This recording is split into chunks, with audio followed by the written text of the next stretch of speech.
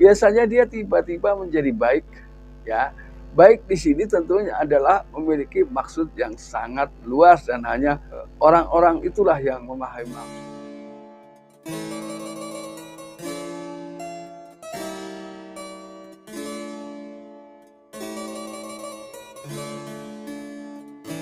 Assalamualaikum warahmatullahi wabarakatuh. Kembali lagi bersama saya Kang Kumis. Kali ini Kang Kumis kembali bersama sahabat semua.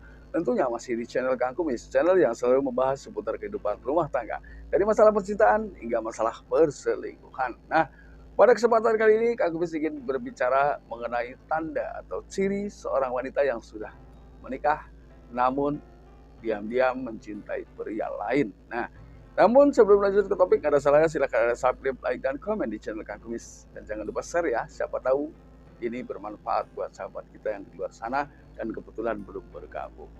Ya. Hal yang pertama yang suka dilakukan ketika seseorang yang sudah menikah namun masih berani mencintai pria lain.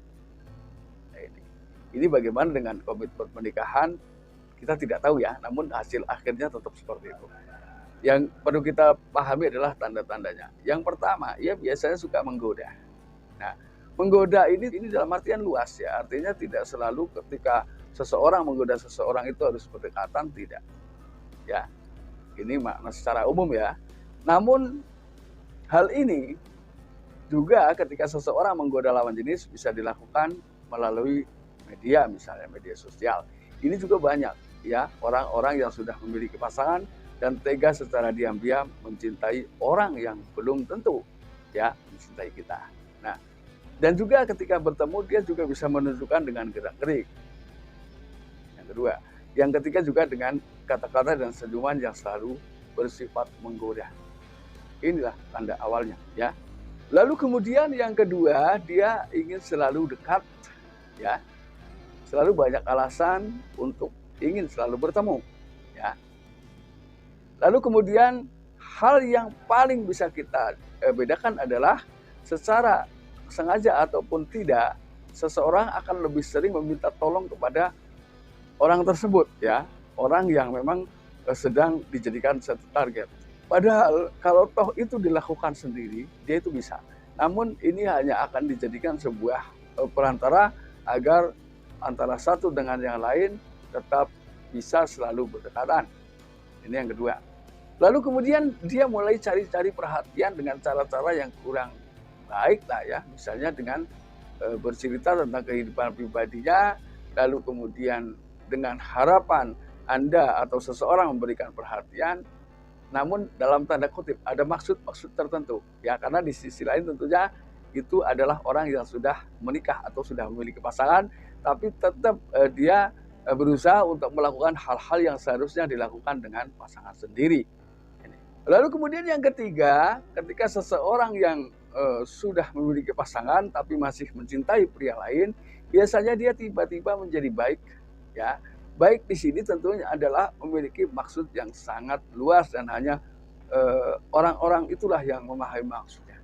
Ya, jadi khususnya para suami, ya berhati-hatilah ketika menghadapi sifat-sifat wanita yang secara kebetulan memiliki sifat seperti ini. Jadi Anda sebagai seorang suami, ya atau bahkan seorang istri sekalipun, juga harus berhati-hati karena ini juga bisa dilakukan oleh pria dan wanita. Ketika menghadapi hal-hal seperti itu, ketika Anda memang kurang suka atau bahkan tidak suka, Anda bisa memberikan penolakan secara halus, ya penolakan yang tidak menyinggung perasaan, ya. Karena ketika cinta sudah terlalu kuat, lalu ditolak, biasanya orang jadi tidak kontrol. Bahkan di situ bisa menimbulkan hal-hal yang bersifat kurang enak demi mendapatkan cintanya. Nah, tentunya terlepas dari seseorang ini sudah menikah apa belum, ketika ditolak, ini adalah hal yang kurang mengenakan. Artinya apabila penolakan tersebut dilakukan secara kasar ya, namun ketika penolakan itu secara halus, insya Allah ya. Jadi sebagai seorang suami juga harus mampu menunjukkan bahwa saya adalah suami setia, dimanapun saya berada, saya harus mampu mempertahankan kehormatan saya demi cinta saya terhadap keluarga. Ya. Begitu pula seorang wanita.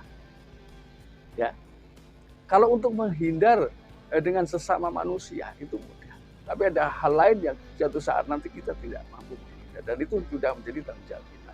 Dan ingat, tanggung jawab seorang suami itu bukan hanya di dunia saja, tapi sampai ke akhirat. Ini yang harus kita jadikan bahan pertimbangan, bahan renungan, bahwa tanggung jawab kita bukan hanya di sini, tapi di akhirat.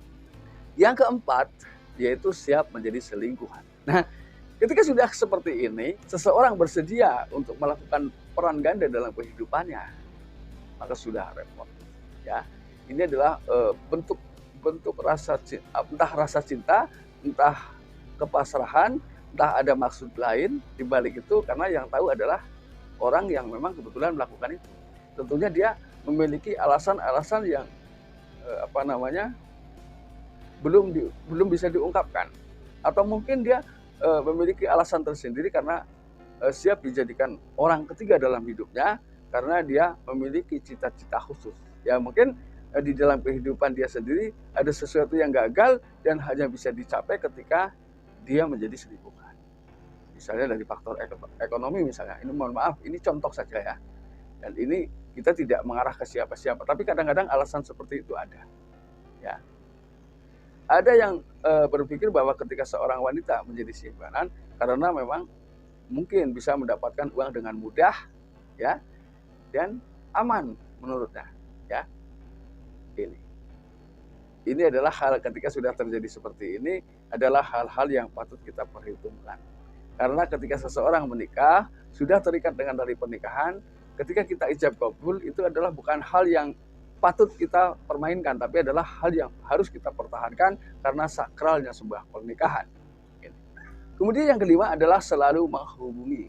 Jadi di setiap waktu, di setiap ada waktu senggang, seseorang akan selalu menghubungi, seorang wanita ini akan selalu menghubungi seorang pria, ya, demi mendapatkan apa yang ia cita-citakan.